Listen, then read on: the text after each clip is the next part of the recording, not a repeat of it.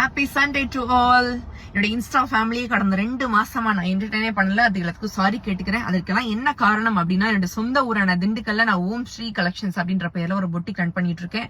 அதற்கு ஆன்லைன்ல மட்டும் இல்ல, ஆஃப்லைன்லயும் நல்ல வாக்கிங்ஸோட நல்ல ரெஸ்பான்ஸ் இருக்கு. அதற்கு மிகப்பெரிய நன்றிகள்.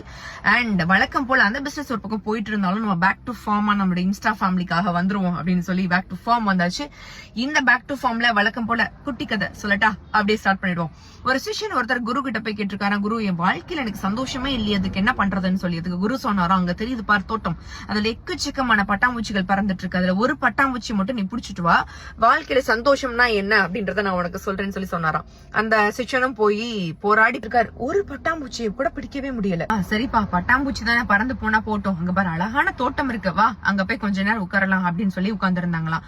அந்த அழகான தோட்டத்தை மெய் மறந்து பாத்துக்கிட்டே இருக்கும் போது எந்த பட்டாம்பூச்சியை பிடிக்கணும்னு நினைச்சாங்களோ அதே பட்டாம்பூச்சி அவங்களுடைய கை கால் முகம் எல்லா பக்கத்துலயும் வந்து அழகா உட்கார்ந்துருந்ததாமா. அதை பார்த்துட்டு இந்த குரு சொன்னாரா, நம்மளோட வாழ்க்கையில மகிழ்ச்சி அப்படின்ற ஒரு விஷயத்த நம்ம தேடி தேடி போய் பார்க்கும் போது அது கண்டிப்பா நம்மளுக்கு கிடைக்காது. நீ உன்னோட வாழ்க்கைய அழகா அமைதியா வாழ ஆரம்பிச்சாலே அது தன்னால வந்து சேரும் அப்படின்னாரா. இந்த சிஷ்யனுக்கு மட்டும் இல்ல, நம்ம எல்லாருக்குமே பொருந்தும் நினைக்கிறேன். சோ குரு சொன்ன இந்த விஷயத்த நம்மளும் ஃபாலோ பண்ணி பார்க்கலாமா? ஏன்னா வாழ்க்கை வாழ்வதற்கே. நன்றி.